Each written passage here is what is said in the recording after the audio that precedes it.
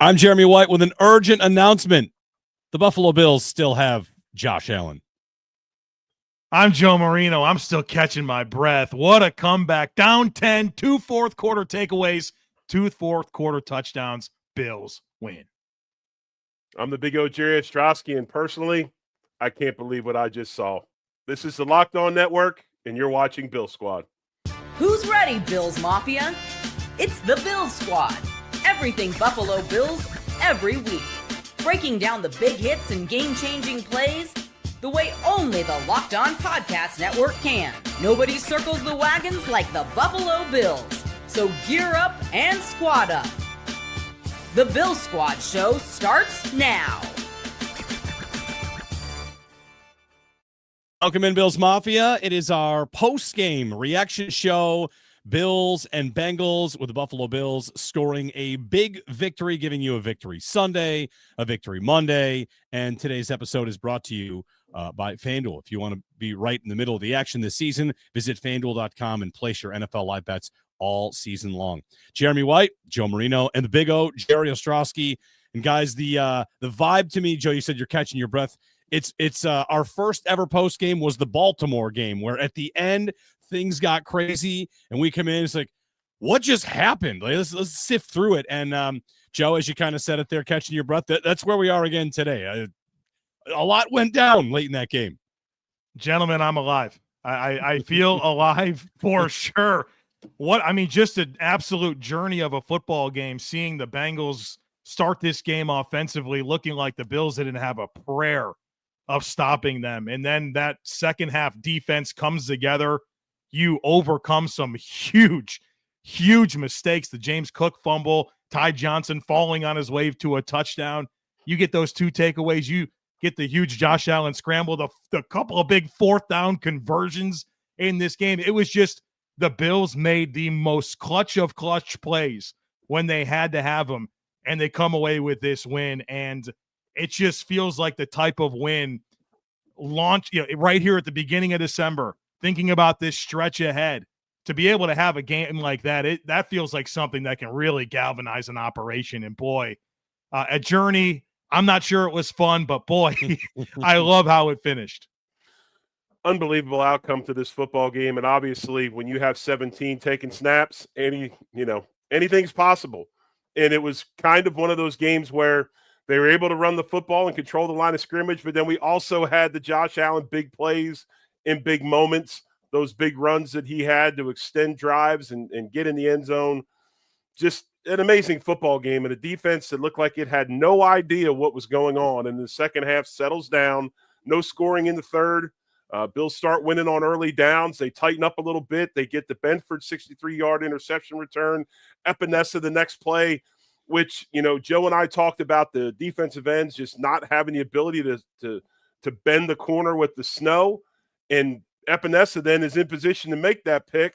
Just unbelievable game. And, as you talked about, Joe, and you look at games like this, we that Baltimore game launched them in the early part of the season. This is a very similar outcome by a football team that's struggling with personnel, struggling with getting healthy. This can set them up for a big game next week against New England, which we needed. And, man, history repeats itself. This is a tough football team to beat in December. And once again, they win another tough one in December. Yeah, they always the record in December and even into January. Like we said during the week, guys, I heard Josh Allen talk about this time of year. And the thing I said to you was, not that they go through the motions in October and November, but for a team that is focused on January football as it is, maybe December starts to get in the heads of like, all right, it's time to be a little more serious. This is the money-making time. This is when they're trying to do their best. And I know that's now a 4-9 Bengals team that they beat, but you could see it. Like, Joe Burrow did not look rusty to me. He looked like he was ready, and that's beating basically a division contending team that had their season ruined by their quarterback being hurt. So, like, you took down, to me, even though their defense is kind of bad, you took down a top team in Burrow, Chase, and Higgins, all three of them out there.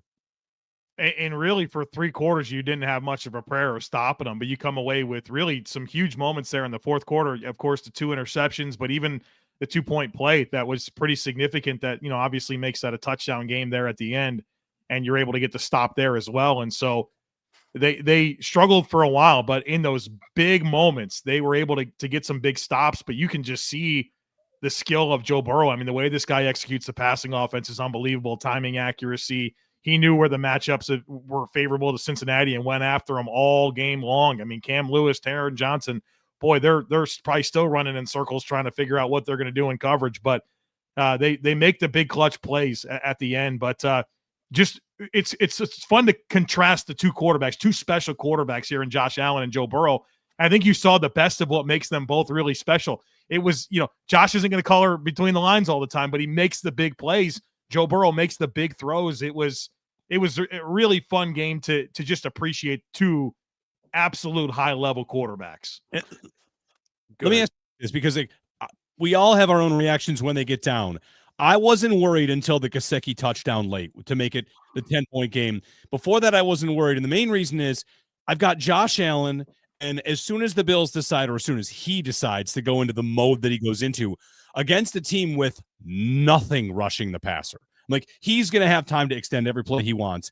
And how many times there was another play earlier in the game, not just the 40-yard touchdown run, not just a 3rd and 15, where they're like crashing down inside, no cage rush, as you might say. Like, he's going to run out of this in 2 seconds. I couldn't believe how many times they gave him those lanes. So with no pass rush to speak of, like, Allen's going to kill a team like that every time. Yeah, exactly. I mean, the explosives this game were immense. You saw explosives from Josh Allen and this team. And, I think the thing that nobody really looks at, especially, we're so close to being over and haven't had a chance to really analyze it, but I don't think the possessions, there wasn't that many possessions in this game. It was a short possession game. I mean, Cincinnati not only scored, but they were going 13 and 14 plays. It was efficient. They had a couple late where they scored quickly, but it was mostly them eating clock. So the fact that the Bills were able to score on their possessions was huge, because this was limited possession-wise. And again, like we talked about, those explosives and everything. And then you got to, say what you will, the defense found a way. 2 huge plays in the second half to flip the game. And it's not like they do it in points in time where it's, it doesn't make that big of a difference. They just find a way to make huge plays at the perfect time, and they did it once again. Jeremy, I love hearing about your mindset during games. 3rd and 15. Obviously game on the line. I'm thinking what was on your mind? Yeah. Yeah. I thought throw it to a tight end, because it was working the whole keep day. The clock moving, please. Just throw it to some tight end, and Dawson Knox will run for 27 yards. Yeah. Clock moving. I'll be honest. I was surprised at the second down call to go to a pass like that. I thought they would just try to run 3 times and end the game, because they did have some good success running the ball. I mean, there weren't a lot of explosives, but on success rate, I feel like they probably did pretty well running the ball. James Cook was okay. But don't you feel like Sean coached this game to win the game? There's no question with the 4th downs throughout, passing late, blitzing into oblivion in the second half. This was not we're like, maybe they started off the game playing it on their heels. That changed. And Sean coached to win. And the other part that I love is on, we do a show on Thursday and we talk about the things you look for in these games. And Joe laid it out perfectly on Thursday. He talked about what can teams do against this Bengals defense. He talked about the utilization of the tight end, and the tight end being their weakness. They haven't covered them all year long. You look at our 2 top receivers, Dawson Knox and Dalton Kincaid. And so obviously that was a huge part of this. And then Cook comes in 3rd in reception yards. But the Bills found a way to win. And I agree. This was not McDermott coaching to be close. No. I mean, he understands the limitations of what he has outside playing man-to-man, and yet they brought the house all second half, because that's the only choice, the only hope they had. And it was awesome to see. It was a neat experience to watch it. The Bills went for 4 4th down plays in this game. They end up 3 for 4, and they needed them. The one they don't make is the one right before the half, which they don't have to pay for because Cincinnati goes backwards a little bit and doesn't get any points. But past that, there's the 4th down to kind of finish the game on the Jackson Haas touchdown. And then there's 2 on the drive that gets them their first touchdown. Yeah. To your point, Joe, about McDermott coaching this game differently, that's something that I've said to you. Like, he kind of has pulled back a little bit this season, but we've always wondered what happens. Maybe he just feels like pulling back in October against the Saints, or with September Saints, October Panthers. And when you get him in a big game, like maybe he's ready for this, because he was certainly ready for that on those decisions in this game. And they needed them. They needed those 3-4 downs to close out this team. Yeah, I think it was about putting your team in positions to be aggressive and go get it, because I get nervous if he doesn't, right? I think if that's a game where you turtle up, you have a cowardly punt, you're willing to play on your heels defensively and hope that they make a mistake, it wasn't going to happen, right? You had to force the action in this game, and boy, I think Sean McDermott deserves a ton of credit for that. But you got to look at it this way too. I mean, this win stabilized, I think, the Bills' season. Considering they play New England next week, they got the Eagles coming up, and the Eagles are in a position where they just can't sit everybody on the bench. I mean, this is a game they had to win, and that's why I think he was as aggressive as he was. He understood the complexities of it, and knew, when you start getting these next couple games, if you lose this one, how hard is it to really solidify your spot in the playoffs? And that's what it's all about right now, is to find a way to get in. McDermott coached that way today. And then try to find answers defensively. What a cool game to just happen this year, right? Last year at Highmark, to get a snow game like this between two marquee quarterbacks, plays that were made in that game that nobody's ever going to forget. And that's a special one. If you went to that one as your say goodbye to Highmark, boy, that's a special one for sure. But you also got to understand real quick, this is Bill's prime situation. They are against the wall. Nobody thinks they can win. You listen to the narrative, you listen to the Fox group and Gronk and Bradshaw and these guys. It's a clown show as far as how the Bills are talked about right now. And it's like, at some point in time, you got to put respect on the guys, and these people seem to have an issue doing it. And right now, this is exactly where the Bills need to be. This is when they're their most dangerous, in my estimation, of all, is when people doubt them, people are constantly making negative remarks. For whatever reason, they love that stuff in that locker room. And they're getting the fuel and everything, exactly what they need at the right time. The early charting from Pro Football Focus has Christian Benford as not giving up a single catch, targeted twice, of course, has a sack and a pick six. Yeah. I mean, are we going back to back here on so. AFC Defensive Player of the Week? And how is Josh Allen not the Offensive Player of the Week for 4 touchdowns, over 300 yards? I mean, that's a special game. That's a really special game that we just witnessed. And I think the weather is a special part of it too, guys. Like, yes, that's a snow globe. I had people tweeting me during the game, oh, Ty Johnson fell down. This wouldn't happen if it was a dome and this and that. Yeah. And I've long been convinced that the weather is important. The weather makes these games have character. It's not sterile. And it doesn't even ruin the game. 39-34 on limited possessions, where the offenses both had their way. Joe Burrow, 284 on 25 of 36. And how many Bengal drops were there? Like 4 or 5? They had some double catches, but And Allen goes 22 of 28 for 251, 3 touchdowns, as you mentioned, a quarterback rating of 139, and then he runs for another 78 yards. So, like, we got great plays. We got a great Dawson Knox game. Like, it was nice to see the Bills do the thing, but we like you said, Joe, like they should go after the Bengals and their tight ends. They're so bad at covering tight ends. But I want to get to the second half, what was different about the defensive approach, because the defense is what slammed the door here, right? For a while, it was, can the defense just play well enough? Just play well enough. And I know they gave up 34 points, but you kind of come away feeling like the defense finished the job here with the back-to-back picks and the pick six from Christian Benford. No question, especially after the James Cook fumble was 1st and goal from the 2.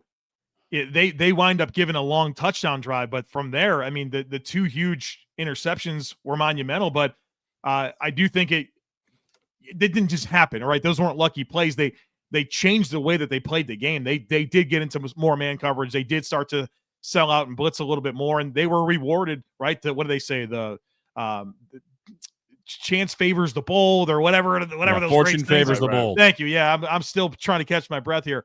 But that led to them getting those types of situations. And I do agree. I think the defense shut it down, but obviously the offense did their part as well. I mean, it was really good complementary moments there in terms of offense and defense. I don't want to bring up the point again. You're watching a defense with players on the field right now that you very well could think you were watching a preseason game. If there wasn't snow on the ground, it was warmer, you'd think you were in September or August watching preseason football.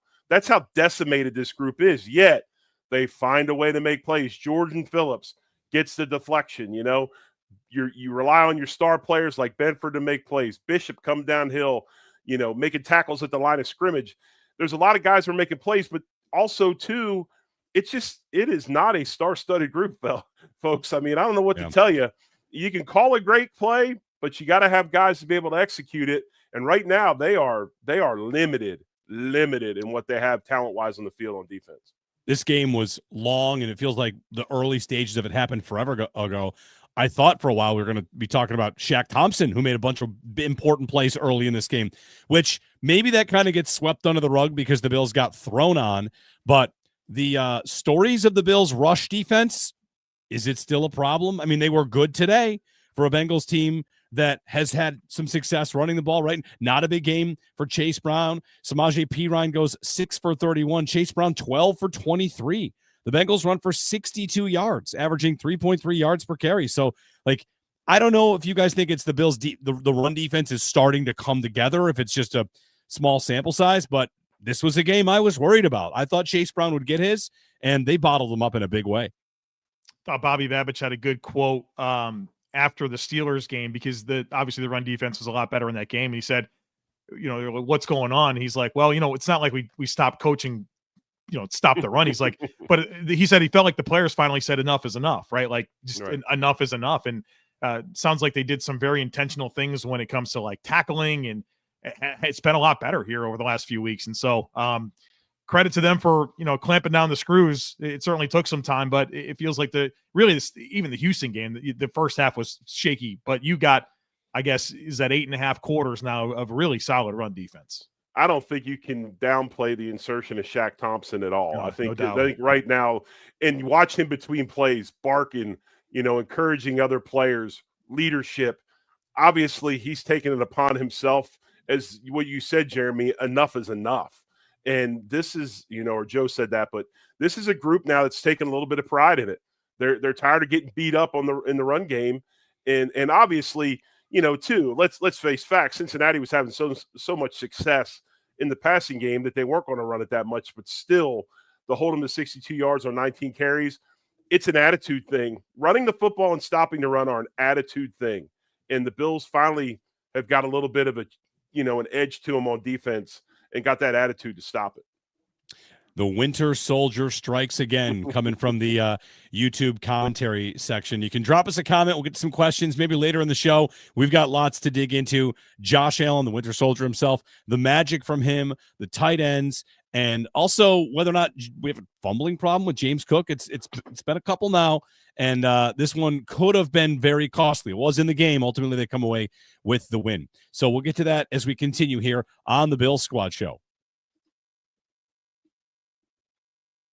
This episode of Bill Squad is brought to you by Aura Frames. Holidays are officially here, which means gift hunting season is on. And if you want something meaningful, personal, and guaranteed to get a reaction, Aura Frames, the gift that delivers every time. Not just something you wrap, it's a way to share memories. Aura isn't your average picture frame. You can preload the frame with photos before gifting it.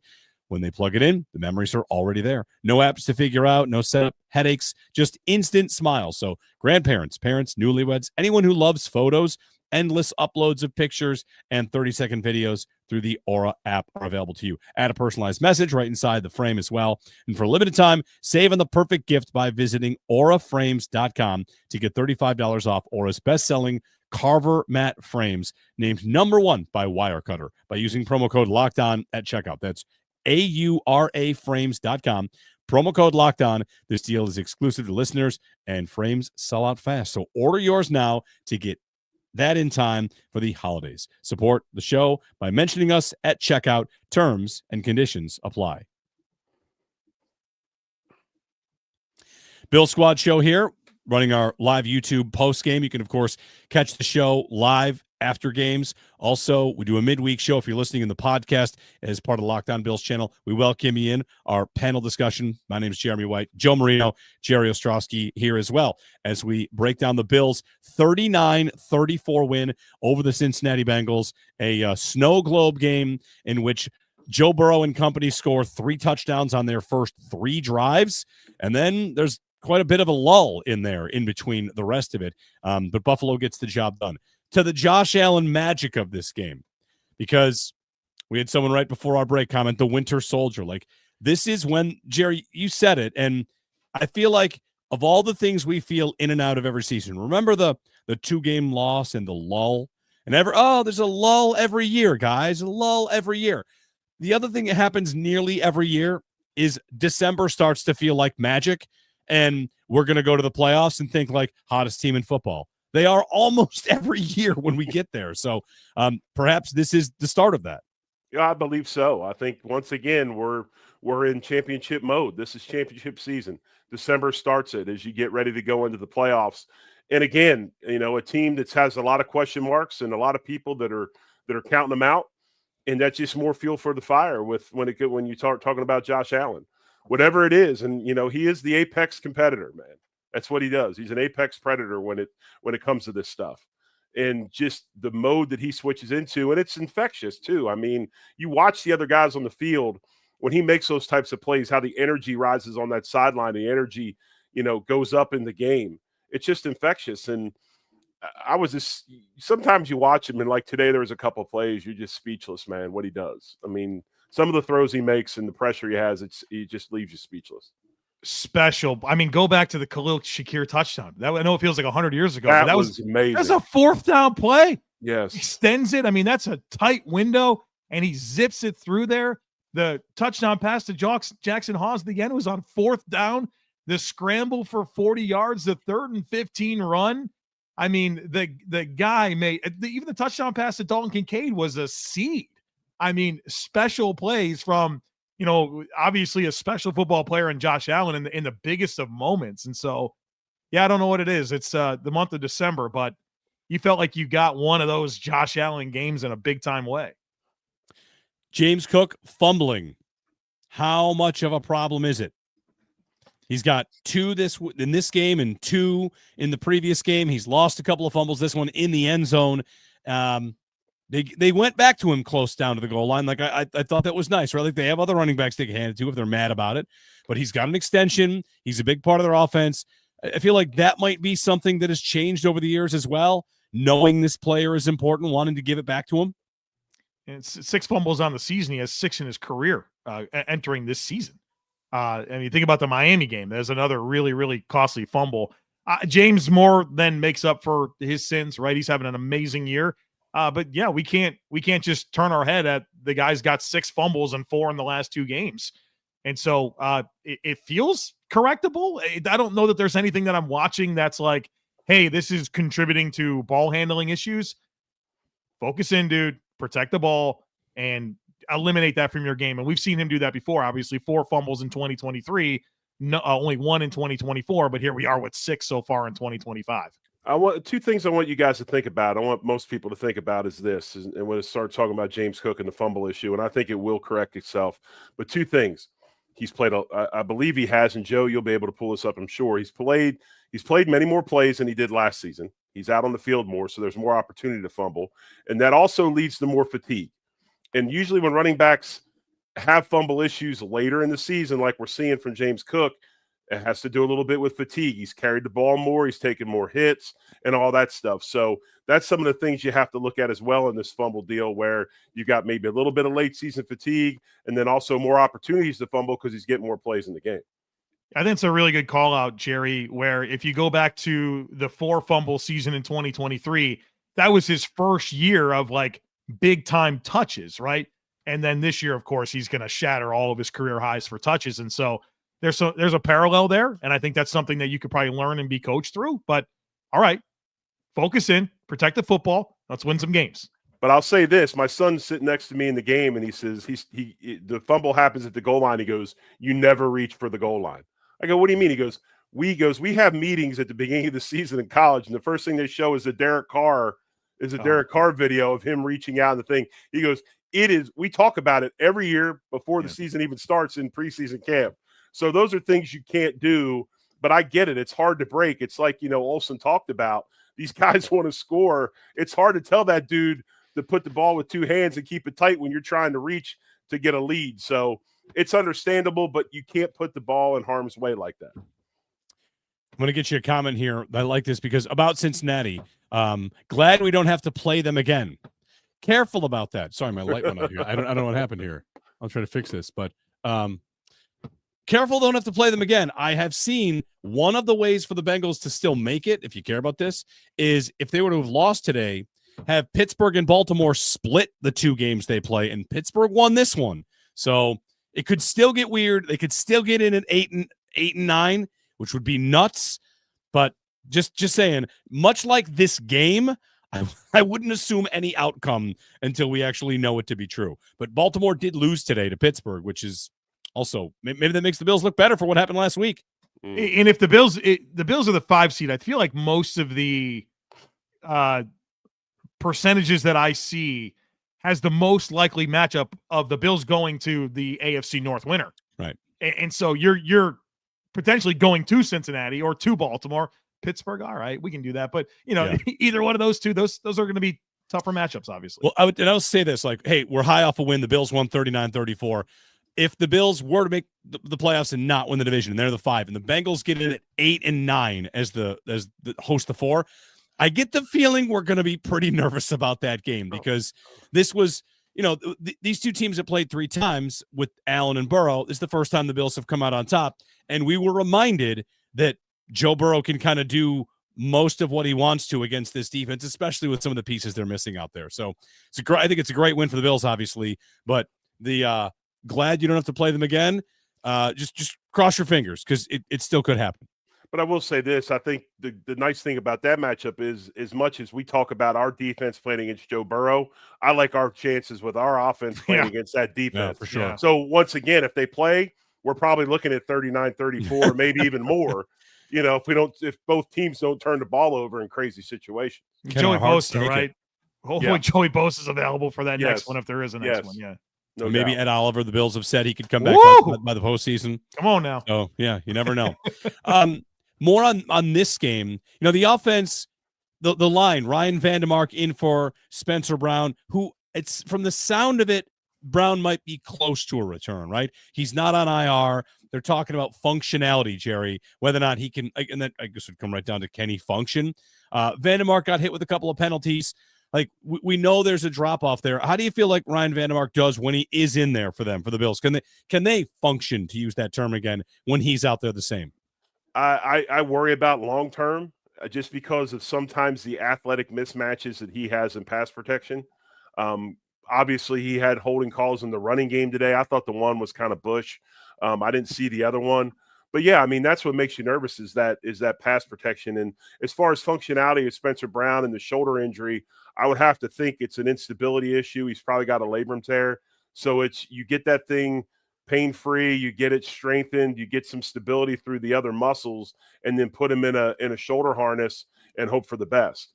He'll come back and will not be comfortable the rest of the season. He'll have some pain with it and things like that, but hopefully you can get the symptoms knocked down. You can get some strength with the muscles around it, which will provide stability, and then get him in that harness to limit how far back he can bring that shoulder, which won't, put as much stress on the labrum. So hopefully he can come back because he's a huge part of this as far as the Bills offense goes. Bill Squad Show, I'm just dipping into, I know sometimes you guys like to ask me about like the 4th down decision chart, like how well did McDermott do here? What did the book say? And Ben Baldwin of ESPN. So the Bills went for 4 fourth downs. Early in the game, there was they should go and they kicked. That's the opening field goal. But after that, they were go strong. And I can tally it up and add the win percentage added you add it if you want. But I'm taking this from McDermott into the playoffs. This is different. This kind of quarterback, this kind of offense, I'm taking the McDermott I saw into the playoffs rather than maybe something before. How about deciding to take the penalty to go to the 1 to go for a 2-point conversion? Like that's another moment right there. Like this is not the same game. We know throw it too. Throw it. Yeah. Yep. This is not a typical opponent. I know that I'm up against it defensively against that guy, so I'm going to put my offense in every position to get points on the board, and I think that's a really big thing to take away from today. I was going to ask you about that 2-point, just how much it opened the book up as far as the 4th down, go fors and all that, considering they get that extra point on the, on the penalty. I know. I would just say this. I know I've told you guys before, 4th and 2 versus 4th and 3. Sometimes this is where McDermott gets kind of caught, and that 1 yard makes a difference. So I think he feels really good about what they can do on 4th and 2. So if they get a 1 yard play for a conversion, like I bet they would go all the time if they were there from the 1 yard line. So credit to him, and to me, it's a very, very positive sign for where they are going forward. The AFC, meanwhile, every weekend is weird. Baltimore losing. How about the Colts, guys? Is the season over? Daniel Jones leaves what looks to be an Achilles injury. He slams his helmet on the turf multiple times, and you got to feel for him. But that takes the Colts out, even if you don't believe in Daniel Jones. Still, what a season for them. Off to that great start. Trade 2 firsts for Sauce Gardner. A couple losses. Now lose your quarterback, and your season's toast.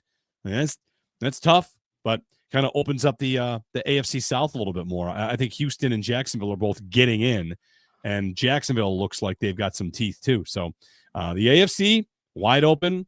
Patriots have a bye. We'll maybe start to look to that game a little bit and keep looking back on this one. Bills over the Bengals, 39-34 to move to 6-1 at home, the Bills in Highmark Stadium this season. They've got 2 more games before closing it down, unless, of course, they can get back for postseason play, which is still possible. It's the Bill Squad Show. More your comments and more breakdown of Bills Bengals when we return here on the Bill Squad Show. This episode of Bill Squad brought to you by Game Time. The World Cup is coming back to North America for the first time since 1994 with 48 teams. For the first time ever, it's going to be massive. But let's be honest, getting tickets is usually the hardest part. You can use Game Time. The app is clutch. It'll give you a real advantage when it comes to snagging seats. Pull up the app, and the layout makes it so simple to scroll through matchups and compare seats. And that's going to be big for the World Cup just because so many different venues. You're going to want to make sure you know exactly how it looks like when you're looking at a ticket. So the Game Time app can help with all that. Prices include fees up front, which I love. No last-second surprises at checkout. Alerts for teams and matches make it easy to grab tickets the moment they drop instead of missing out.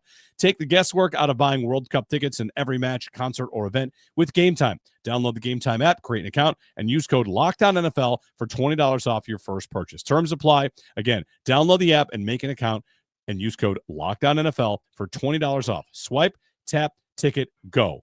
Game Time. Back here on the Bill Squad Show. Thanks for joining us here. The Bills win.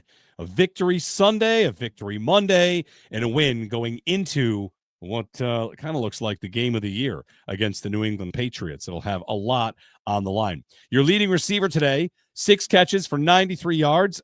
Dawson Knox, 6 catches on 7 targets. The only incompletion was the one he just couldn't hang on to in the end zone. And I feel like I want to say about Dawson Knox that today might have been a reminder in terms of good teammates and good football players and good Buffalo Bills.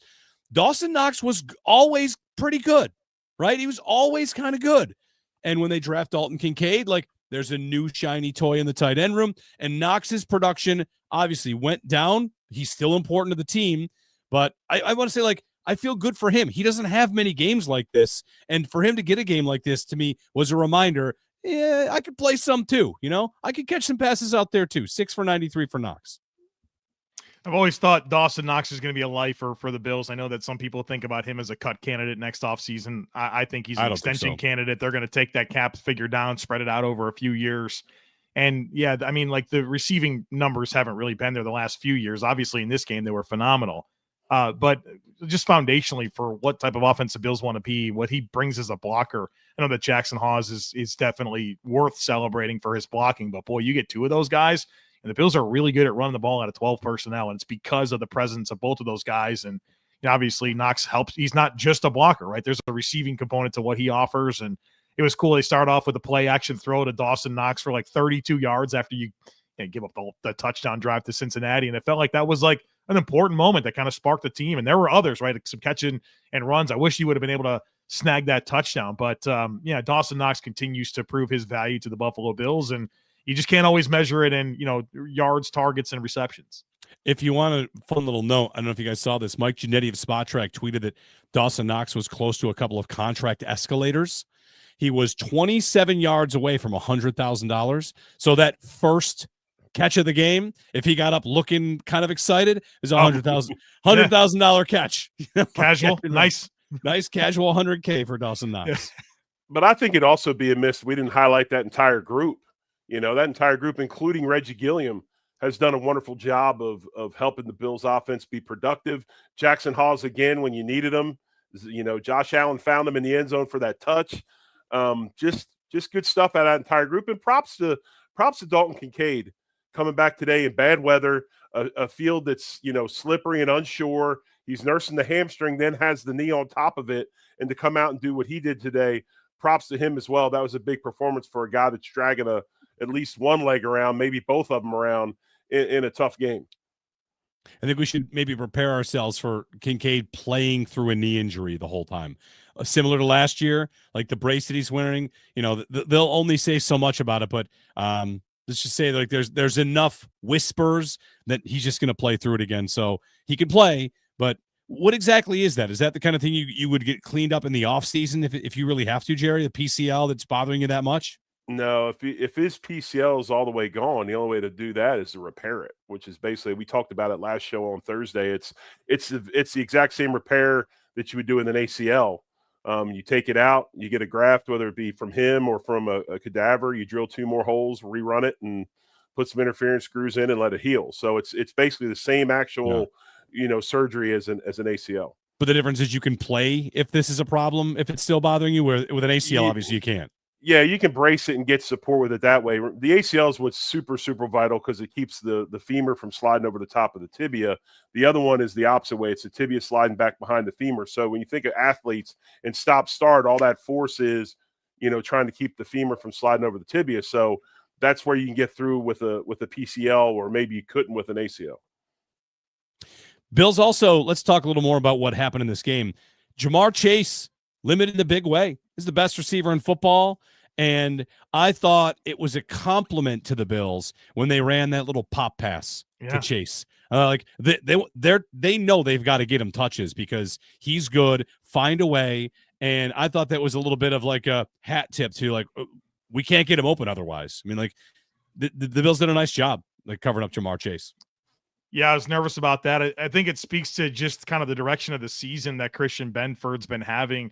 Obviously, it didn't start that well, but I mean, the Bills' defense didn't start that well. That was, I don't know, Jeremy, we talked about this before the season. I was like, this first 6 weeks are going to be tough. Like, you're just going to have to get through it. Then they're going to get reinforcements. What I didn't really have as part of that calculation was how much Taylor Rapp was hurting the unit. And then, he leaves, Poyer steps in, and really everything it was better from that point forward. And the guys you thought were going to come and provide reinforcements are really not helping, right? The injured for Hoyt and Ogunjobi's been terribly disappointing. Harrison certainly comes in and helps in a platoon role, but yeah, it's Christian Benford has absolutely turned his season around, and like huge statement games here the last couple of weeks against DK Metcalf and Jamar Chase. I don't know exactly how many reps Christian had against Jamar, and certainly Cincinnati had a pretty good idea to take advantage of some of those matchups against Cam Lewis and Taron Johnson with Gesicki and T. Higgins, right? I think that's a smart idea. But certainly Christian Benford's impact has a lot to do with 5 for 44 on 8 targets for Jamar Chase, which any team is going to sign up for that as him as an opposing receiver. Exactly. The Bills picked their poison, and they decided to try to take him away and let the others do what they do. Now, the others had success as well, Sure. Believe me. Yeah. And I think it's probably time to start really exploring and looking at a replacement next season for that nickel corner if the Bills are going to stay in this 4-2-5. I mean, Taron's having a tough time as he gets older, and it's part of it, man. You get beat up, and you can see him even when he comes downhill and tries to make tackles.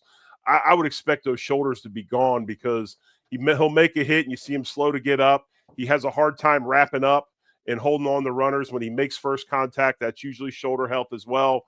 But, yeah, I mean, this is a situation where they pick their poison. But I was laughing the whole game. What do you think was going through Maxwell Hairston's mind? Probably the first time he's ever gone out onto a field with about 4 inches of snow on it, tried to backpedal in that. I was dying laughing. Like, I give him credit, man. He battled his butt off, but that had to be weird for him.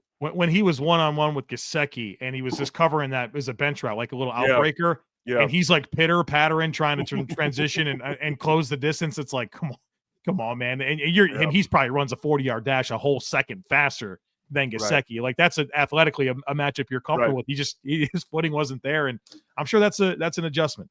Speaking of pitter patter, I know you were getting into something else in a second, but the only bad throw I thought Josh made all day was that one. The one to Kincaid, but then also the one to Keon Coleman early on that was almost intercepted.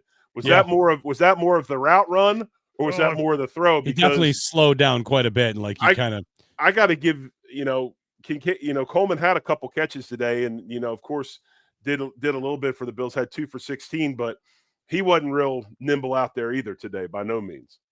Yeah, I wanted him to. I thought his assertion coming back to the football needed to be better, and I think DJ Turner kind of won getting to that spot. But if I'm not mistaken, that was the vintage third down. We got a run call, but we have Keon as like the X receiver, and that guy was playing with like 7 yards of cushion.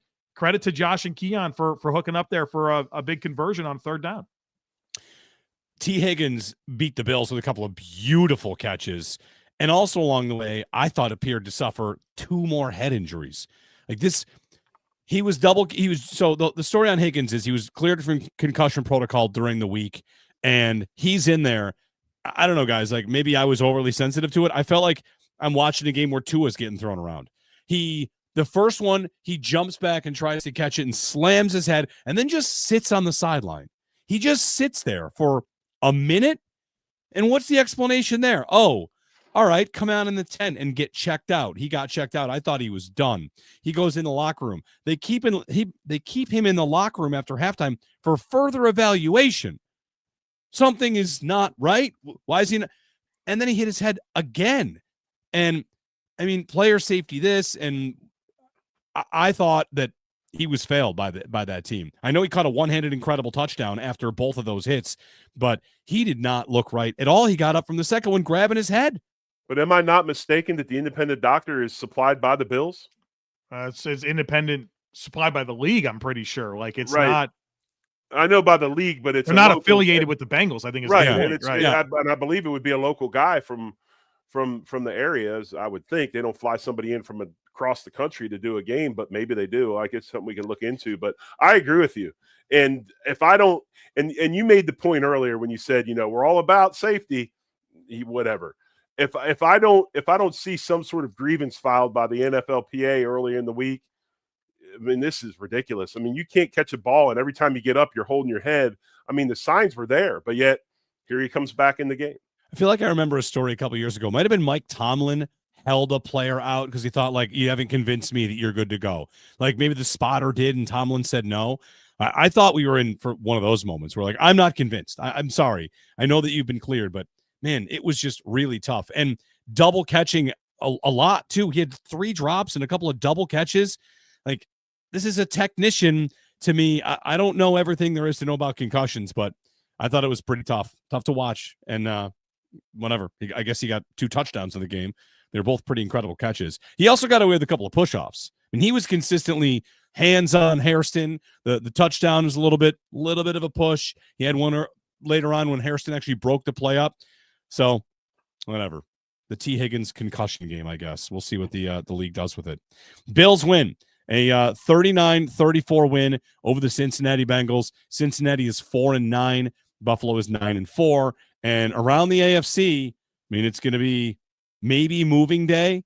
I feel like the AFC picture gets clearer, at least in the South, because people will absolutely bury Indianapolis. Baltimore looks like they're in trouble. Kansas City plays tonight against the Chiefs. I'm sorry, against the Texans. And if they lose, I think you could pretty firmly say Baltimore and Kansas City, they won't both make the playoffs. Like maybe one sneaks in, but if Kansas City loses again, like they're down to 14% to make it. So fingers crossed for tonight, unless you want to find a way to get Houston on the road in the playoffs, which might be something you want to consider doing. Well, I think it's good that the conversation for the Bills has kind of shifted to, like, you feel like they're probably going to be okay in terms of making it, right? Oh, they're going to get in. Yeah. Yeah, it'd be pretty tough. I mean, look, they got to go in a couple. Updated New York Times playoff machine is 96% to make it. Yeah. So, I mean, you could lose out and you still have a 10% chance, and you're going to beat the Jets. You're going to beat the Browns, even though Shedeur Sanders put up some numbers today, which I don't know if anybody had that on their bingo card. So, We'll get a break in. We'll get some more of your comments. We'll bring some in here. I have a few some questions about this game as the Bills get their victory. It is a 39-34 win for the Bills, and another kind of iconic day at the stadium. The snow globe atmosphere, it was just awesome, and no one left. The opener, Josh Allen said, where'd you go? Where'd you go? I don't think anybody left this game, and they got their money's worth because the finish was just crazy. So we'll keep chatting about it, wrap it up on the other side here on the Bill Squad Show. This episode of Bill Squad is brought to you by FanDuel. That's right. NFL Sundays move fast. One big play, and suddenly everything feels different. That's what makes live betting with FanDuel so exciting. You're not just watching the game, you're reacting to it in real time. And with FanDuel, you can place bets as the action unfolds. Every drive, every momentum swing, every highlight moment. Live betting is best when the game starts to shift. So, halftime, you could have checked out what that Bills-Bengals line was if you felt good about their chances to bounce back and find their way through. And those live lines are good ways to kind of, just jump in as the game plays out. You see how many catches the tight end's getting. Well, you can jump on live bets on how many catches Dawson Knox or Dalton Kincaid will finish with. FanDuel lets you jump into the moment with live spreads and player props. So if you want to be right in the middle of the action this season, visit FanDuel.com and place your NFL live bets all season long. FanDuel, the game moves fast, and so can you.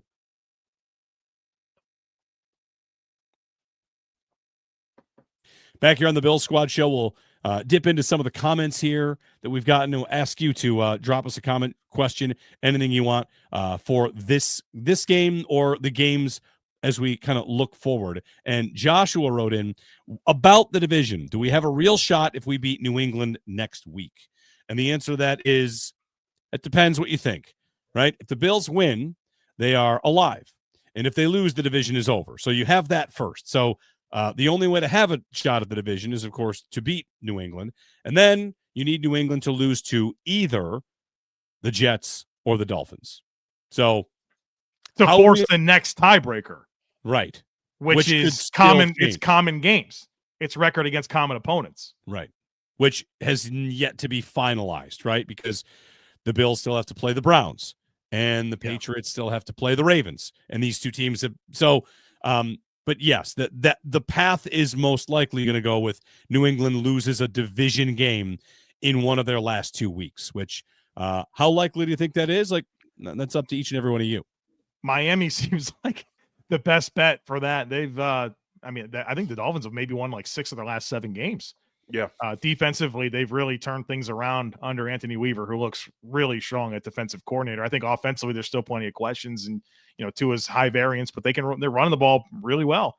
I don't know that they're going to be able to get in. I'm sure they're mathematically alive, but they're the team. If the Bills need a Patriots divisional loss to the Jets or Dolphins, I don't know if the Jets are going to do it. I think Dolphins have a chance. I'm curious to see what that point spread is going into New England next week and see what the people in Vegas before this game that the Bills just played, they were 1.5-point dogs. So which is about a pick'em game on the road. Another comment here on the Patriots. The Ravens losing to the Steelers doesn't give me a ton of hope that they will beat New England. The good news is you don't need them to. It doesn't have to matter. If the Bills run the table in that scenario, of course. I mean, you can't do this stuff. The Bills beat the Panthers 40-9. The Bills lost to the Falcons. The Panthers beat the Falcons beat twice, the Rams. including a third. You just can't do it. There's no transitive property in football. The only thing that matters is what you are that day against that team. Don't do that stuff too, because you got enough to drive yourself crazy trying to figure out the college football playoff, which is completely ignorant. So you got enough to worry about than to worry about. Yeah, the playoffs solved everything, Jerry, didn't it? Everybody's happy, right? It's perfect. Yes, bring me back the supercomputers and the BCS. Right. I'll be happy. Right. Which one of the 9-1 loss teams is going to get in, right? Yes. Jason writes in, I can't believe I'm going to shout out to Joe Brady because I'm probably his worst critic for calling a heck of a game today. Looked fresh and alive, not predictable or redundant. What'd you guys think about that? Joe Brady. Joe, I know you'll go and, you guys will dig through the all-22, but first impressions on the game plan that Joe Brady had today. I thought he had the right idea of a very two-dimensional attack, right? I think that was the thing about Cincinnati. It's like whatever you want to be offensively, you should be, but you got to feature the tight ends. I thought a lot about the moments because there were big fourth downs and there were big third downs that needed to happen. And, even some of them out of timeouts. And I was trying to take inventory in my head about, these being Joe Brady moments. I think ultimately Josh Allen figured it out, right? Like, I think that was, it was more Josh Allen figured it out than, oh my goodness, Joe Brady with the call, right? I mean, he made some freaking spectacular plays when he had to. So, I think this is more of a Josh Allen figured it out. Let me check the tape to see the menu there. But my initial impression is Josh Allen figured it out in the big moments. I think that's a huge part of this. This is the first game we've seen in a while that a defense really didn't go out of its way to try to limit Josh Allen scrambling out of the pocket. And they had some huge lanes that he took advantage of. You talk about some of the fourth down plays where he decides to throw it and all that. I think that was one of those, we're going to throw it, but we know in this present moment it's a two-way go. We either going to throw it or Josh is going to make the run and get it done that way. So I think that was a big part of today's game plan and why he took some of the shots he did when he did. I think this was the first time in a while that we saw a team that really couldn't handle Allen in the pocket.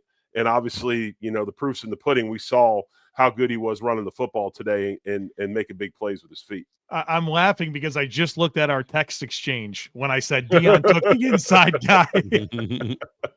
That's a big moment, right? And to get the quick score, like the Bills were down 10 with half the fourth quarter was gone. And that was like a big concern for me is are they going to have the time to do it? Right. And to get the quick score was huge. And being able, you obviously maybe you left a little too much time, but you'll take it. That was huge that Deion took the inside player because he's made that mistake a few times this year. Right. It's not only that he took the inside player, it's that he set wide and got the defensive end to widen out and created time there and then came in late, which was textbook of how to handle that. And it got if you noticed when Josh got out, the defensive end almost was there, but he ran through the arm tackle, and that was because Deion was patient and got that guy wide. Yes. Yeah. I want to ask you guys about a play that we've got to comment on. The one pass to Cook from the offset, 2 running back shotgun look. That ends up being the big pass to Cook, kind of in the flat. He turns it and runs down the sideline. And I don't know that have we seen that look from the Bills that often this year? They had a couple of different looks. They had like a wishbone look as well with 2 wings and like a deep set back and then 2 outside receivers with Josh under. They had some different formations this week. So, I look forward to the tape will tell us more, but the eyeball test tells me that there was some new stuff. And while we did see it once, we did see the Shakir screen once, it seems that Brady's gone to this Josh heavily influencing one side of the field while the back sneaks the other way and then turning back and dumping it and making some big plays with the running backs. Have I given you these numbers? So this used to be the Khalil Shakir screen offense. It's not anymore. It's the Ty Johnson screen offense. So weeks 1 through 8, Khalil Shakir, 10 screen catches for 101 yards. Ty Johnson 1 for 0. Weeks 9 through 13, which is not including this game. And Ty Johnson had a nice screen catch in this game. It's 8 catches for 18 yards for Khalil, 7 for 101 to Ty Johnson. The effective screen game has completely shifted to Ty Johnson. And I think this game was another example of that. If I'm not mistaken, Ty Johnson had another big screen for conversion in this one. He did. But it's almost like they're not doing the old style of screen where they're getting linemen out in front. It's almost like that influence, like I said, that kind of roll influence and back across and running off coverage with receivers more so than just, everybody runs down the line and gets outside, try to knock somebody off. I've got a stat for you from this game that it's kind of fun. Like if you're someone that thinks, how could they possibly calculate this and this and this and this and this? I think you'll appreciate this one. Next Gen Stats has the Christian Benford pick 6 as the biggest single play to swing win probability that wasn't in the last 2 minutes of a game since 2016. The Bills had a 16% chance to win before the play, and it ballooned to 77% after. That's how big that play was. 16 to 77? 16 to 77 win probability. I guess that's why I stood up and did the things that I did whenever I watched that play. 61% swing. Honestly, it's like it's not quite the Taron Johnson pick 6. The Taron Johnson pick 6, the Bills are already winning, and then that puts them up 2 scores. This is you're trailing. Cincinnati is looking to put another nail in your coffin, and instead it's the record scratch, and Christian Benford takes it back the other way. So An incredible play for him. And listen, as this defense turns around, Joe, you'd said it before in the show, how Benford's start to the season, is that injury based, and maybe now he's maybe a little, healthier? maybe a little bit of the groin that he was kind of battling through. I thought it really just came down to the entire back seven trying to compensate for what Taylor Rapp wasn't able to give him. We even went through a lot of the different plays where it's like Tre'Davious White in cover 3 and he's squeezing too hard inside and vacating his space. It's like Trey White knows how to leverage that. He's trying to compensate for what's not there with the safety play of Taylor Rapp. And so not only did you improve the player, right, with Poyer stepping in, but it stabilized everyone. And I think you can look at Trey White, you can look at Christian Benford, Cole Bishop as 3 players that really took their game to an elevated level after Taylor Rapp stepped out of the lineup. And which it sounds like Cole Bishop, I don't think he finished this game, right? They called the defensive timeout that everyone was pretty upset about, but I don't think Cole Bishop could run. And that's why they had to call the timeout. He's getting stretched out on the sideline. Then my understanding is I think he went to the locker room, and then the Bills PR said he was cramps. I don't think he finished the game. It's kind of with cramps is interesting. He did come back to the sideline. Okay. But I did not see him back in the game. This game also got us a very odd play we can discuss quickly. I want an answer from the NFL. This comes from Ben. How a team can accept a penalty, then challenge a fumble out of the end zone, and then get to have the penalty enforced. Many people thought the James Cook play, you should have to choose. Are you gonna take the penalty as the play happened or challenge the fumble? You guys have a strong take on that? Isn't when a play is reviewed, all components of the play become possible. And so because that penalty, because the play then became a fumble, but it didn't go through the back of the end zone, it just went out at the 1. Mm-hmm. I think you would then take the pen. I don't know. Like, I hear you, but don't you feel like the right thing happened? That's all I ever really want is the right thing happened. The right thing happened, and I think it has to do with just like anything, the snap of the next play is what nullifies everything. And, with the timeout and everything else, snap never happened. You're able to review it, go back, and then make sure things are right. But I don't think that was wrong. They accepted the penalty and then challenged the play. And I guess I tend to be, I'm with both of you. The right thing happened. Is it a little bit goofy? Sure. But I want to be able to accept the penalty, but I also want to know what on earth the play result is. And if I think the play result is wrong, I want to challenge that if it went a certain way. Oh, I didn't win the challenge. Okay, in that case, then I'm going to accept the penalty. It's wordy, but I do think that the right thing ultimately happened. So I'm with you on that. I saw a lot of people really upset about that. Flip it around. If it were happening to the Bills, you'd want them to get the right thing to happen. There was a hold, and that's that. What's also wild, real quick, I don't know if you guys saw this or not. We talked about Cincinnati, in their time of possession, and the Bills actually had higher time possession, but it seemed like Cincinnati held on to the ball so long in these drives. They only ran 56 plays of offense today, which is nuts to me. Mm-hmm. Bills had 60. They ran 56 plays, and it felt like they had it a lot longer than they did. This is, for a game that had 9 possessions for each team to finish 39-34, like that is high-level offense that was played. And they had an interview with Burrow saying he feels snow makes it tougher for the defense. And I do agree that is probably true to some degree, but there's no doubt especially if you're a receiver, you can't be as sharp, right? Like, you might think I have the advantage of knowing where I'm going, so that fills in for some other gaps that I'm going to lose. But I just feel like these two teams play again, and it's a clean field.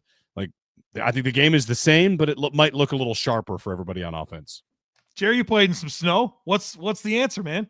I think it's much easier for the offense, the receivers in snow than it is defensive players because it's the transverse of what we have to deal with in pass protection. They're backpedaling, flipping hips, trying to set feet and break on stuff where the receivers, especially against the Bills and you're playing zone, they can go get those soft spots and kind of turn and sit down. So I think it is harder for the defense to change direction, and all those things that you have to do to break on a ball, but you got 3-4 inches of snow on the ground. I think it's much harder for the defense than it is the offense. I agree with what Burrow had to say. I really do.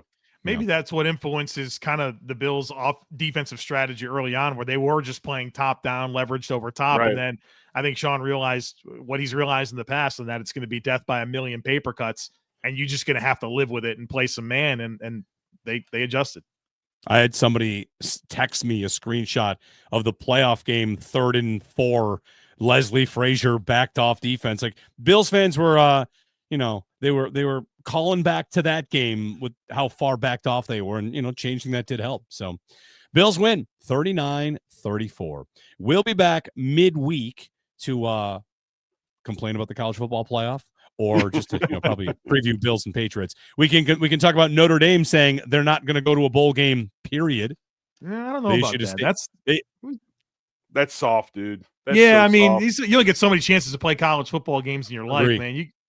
Now I could see like Kansas State and Iowa State aren't going because they had the coaching changes and all that stuff, and then you got a bunch of guys that'll just pile in the portal, and you're going to spend $2 million to go to a game you're going to get boat raced. I understand that. Notre Dame situation, that's soft. I agree. Yep. Your fans like watching you play. Go play a game. Yes. But also, if you're some 19-year-old kid that's going to get a chance to go play, I'd be pissed if I was a player on that team. Yeah. But I think they're probably in the mindset right now. They're so disappointed and so distraught about it. It probably doesn't even matter. Get in a conference. That's right. All right. True. Back on Thursday. That'll be our plan. We'll preview Bills and Patriots, and it'll be a big one. The Patriots will have the AFC East hats in the building, maybe, because if they win it, they win the division. They'll be there. Then we start talking, where the Bills are going to go on the road, but the division does not have to end next week. So Thursday, look for us. We'll be right here. Of course, it'll pop up in your Locked On Bills feed and right here on YouTube as well. So subscribe, drop comments, give us your thoughts, and enjoy your Victory Sunday and Victory Monday after the Bills 39-34 win of the Bengals. Until then, until Thursday, go Bills. Go Bills. Much love. Go Bills.